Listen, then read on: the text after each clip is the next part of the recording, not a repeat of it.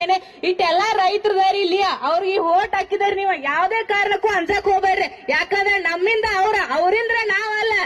ಯಾಕಂದ್ರೆ ನಾವು ಓಟ್ ನಮ್ಮಿಂದ ಅವರಿಂದ ನಾವಲ್ಲ. ಯಾಕಂದ್ರೆ ನಮ್ಮಿಂದ ಯಾಕಂದ್ರೆ ನಾವು ಅವ್ರಿಗೆ ಓಟ್ ಹಾಕಿರ್ತೀವಿ. ಓಟ್ ಹಾಕುವಾಗ ಹೆಂಗ್ ಭಿಕ್ಷಾ ಬೇಡ ಓಟ್ ಹಾಕ್ಸ್ಕೊತಾರ. ಈಗ ಇಟ್ಟೆಲ್ಲಾ ರೈತರು ಇಲ್ಲಿ ಇರ್ತಾರಲ್ಲ, ಅವ್ರ ಅನ್ನ ತಿಂತಾರ ಬೇರೆ ಏನ್ ತಿಂತಾರ. ಅವ್ರ ಇಟ್ಟೆಲ್ಲ ಜನ ರೈತರಲ್ಲ, ಇಟ್ಟೆಲ್ಲ ರೈತರ ಮನುಷ್ಯರಲ್ಲ. ಅವ್ರ ಎಂದೂ ಉದ್ದಾರ ಆಗಂಗಿಲ್ಲ. ನೀವು ಒಟ್ಟ ಬೆಲೆ ನಿಗದಿ ಆಗೋವಾಗ ಯಾರ ರೈತರು ಒಟ್ಟ ಎಲ್ಲೂ ಹೋಗಕ್ ಹೋಗ್ಬೇಡ್ರಿ. ನಿಮ್ಮ 3,500 ರೂಪಾಯಿ ಬೆಲೆ ಅವ್ರ ಕೊಡಬೇಕ ಅಂದಾಗ ನೀವೆಲ್ಲ ಇಟ್ಟೆಲ್ಲಾ ರೈತರು ನನಗೊಂದ್ ಬಾ ಖುಷಿ ಅನಿಸ್ತತಿ. ಇಟ್ಟೆಲ್ಲಾ ರೈತರು ಒಗ್ಗಟ್ಟಾಗಿ ಇಲ್ಲಿ ಸೇರಿರ್ಲಿ, ಅದೊಂದು ಬಹಳ ಹೆಮ್ಮೆ ವಿಚಾರ ನನಗ. ನೀವು ಒಟ್ಟ 3,500 ರೂಪಾಯಿ ನಿಗದಿ ಆಗುವವರಿಗೆ ಒಟ್ಟ ಎಲ್ಲೂ ಹೋಗಕ್ ಹೋಗ್ಬೇಡ್ರಿ. ನೀವ್ ಯಾವ MLA ಇರ್ಲಿ, ಯಾವ ಮುಖ್ಯಮಂತ್ರಿ ಇರ್ಲಿ, ರಾಷ್ಟ್ರಪತಿ ಇರ್ಲಿ, ಯಾರಿಗೂ ಅಂಜಕ್ ಹೋಗ್ಬೇಡ್ರಿ. ಯಾಕಂದ್ರೆ ನಮ್ಮಿಂದ ಅವರಿಂದ ನಾವಲ್ಲ. ನಮ್ಮ ಮನೆಯನ್ನ ತಿನ್ನು ಬರ್ಕೋರವ್ರ.